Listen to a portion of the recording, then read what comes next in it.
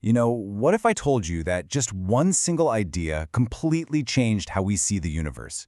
I mean, an idea so powerful it managed to tame infinity itself and solve a puzzle that had the smartest people stumped for, like, 2,000 years. Yeah, so let's get into it. Today, we're talking about the limit.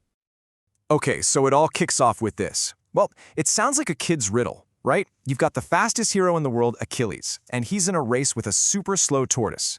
The tortoise gets a head start. Now, common sense tells you Achilles is going to blow past him in no time.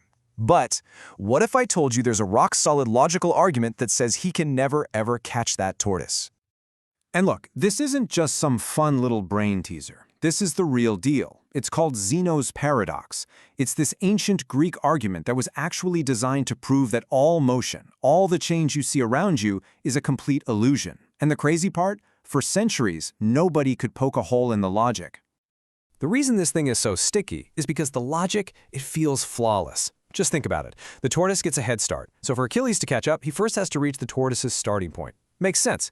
But in the time it takes him to do that, the tortoise has already shuffled forward a little bit. Okay, so now Achilles has this new tiny gap to close. But by the time he covers that gap, the tortoise has moved again, and again, and again. You see where this is going? It creates this endless, infinite series of smaller and smaller gaps that Achilles has to cross. An infinite number of tasks. And here's the kicker. How can anyone, even the fastest hero, complete an infinite number of tasks? Zeno's conclusion was, well, kind of terrifying. You can't. Achilles is stuck in this impossible chase forever. And this wasn't just a philosophical game. This was a bombshell. This argument basically said that space and time themselves are broken. It suggested that any distance you can think of can be divided infinitely, meaning you'd have to cross an infinite number of points to get anywhere. So motion itself should be impossible, and for more than 2,000 years, this paradox was just this massive brick wall for philosophers and mathematicians. So how in the world do you escape a trap like that? Well, you need a totally new angle, a completely different way to look at the problem. Instead of getting bogged down in all those infinite little steps, what if we could just predict the end result? Like, just confidently say where it's all heading. And that right there is the heart of the limit. See, sometimes trying to calculate something head-on just doesn't work. We all know you can't divide by zero, right? And you can't actually sit there and add up an infinite number of things one by one. But the limit is clever. It doesn't even try. Instead, it plays detective. It looks at all the clues around a problem spot and asks a simple question. Okay, based on everything happening nearby, what's the one single value this thing is zeroing in on? It's a prediction. Okay, let me give you a super simple example. Imagine you're watching a soccer game on TV and the video glitches. The single frame right at the 4-second mark is just gone. It's a blank. So you can't see exactly where the ball was at that instant, but you can make a pretty darn good guess, can't you? Of course you can. You just look at the frame right before the glitch and the one right after. So, if at 3 minutes and 59 seconds the ball is at the 9.9 meter line, and at 4 minutes and 1 second it's at the 10.1 meter line, where do you think it was at 4 minutes flat? Yeah, 10 meters. Right in the middle. It's totally intuitive. And guess what?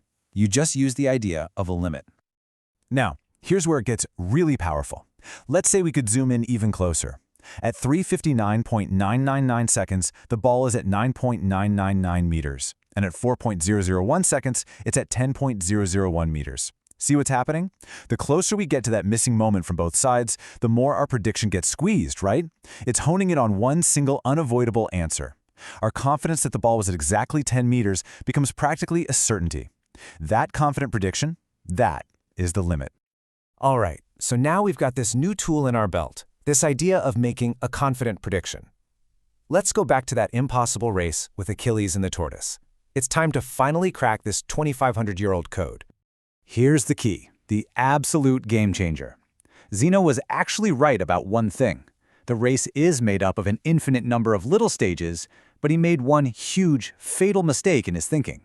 He assumed that if you add up an infinite number of things, the answer must be, well, infinite. And it turns out, that's just flat out wrong.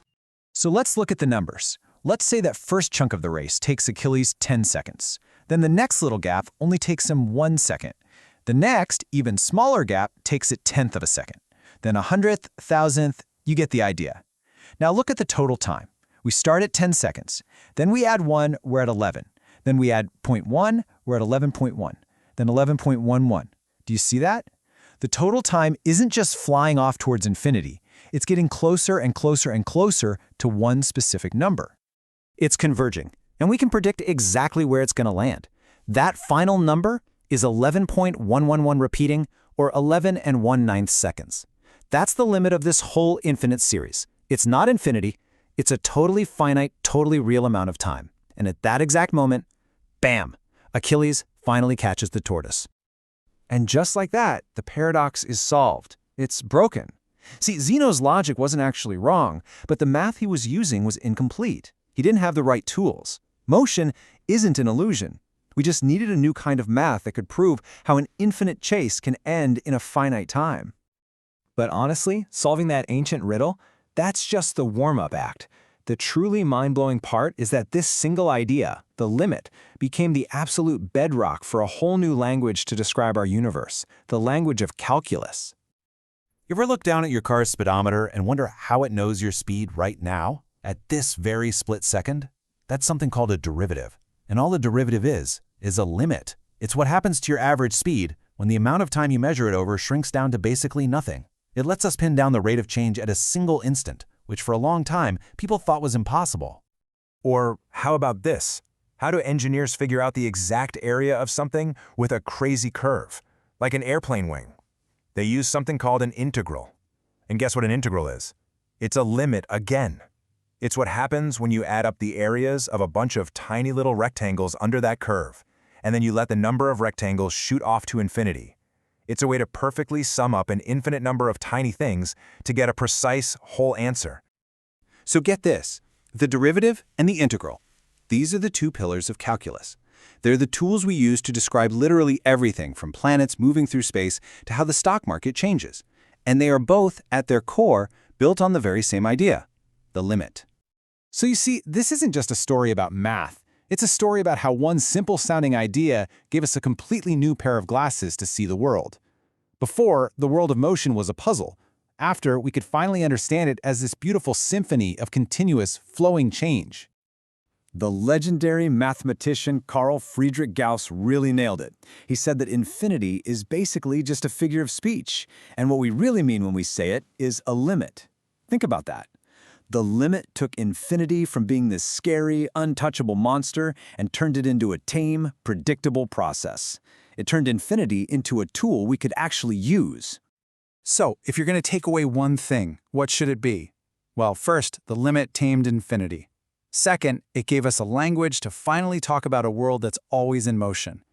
Third, it's the engine that powers all of calculus, letting us do incredible things like calculate instantaneous speed. And finally, it took a 2,500-year-old philosophical nightmare and turned it into a solvable math problem. Not bad for one idea, huh? When you really think about it, the limit is like a bridge. It's this incredible idea that connects the finite world we can touch and see with the mind-bending world of the infinitely big and the infinitely small. It connects a single frozen moment in time with the continuous, unstoppable flow of reality. And that really makes you think, doesn't it? I mean, if just looking at a problem from a new angle could crack a riddle that lasted for thousands of years, what other impossible problems that we're facing right now are just sitting there, waiting for someone to come along with a new way of seeing?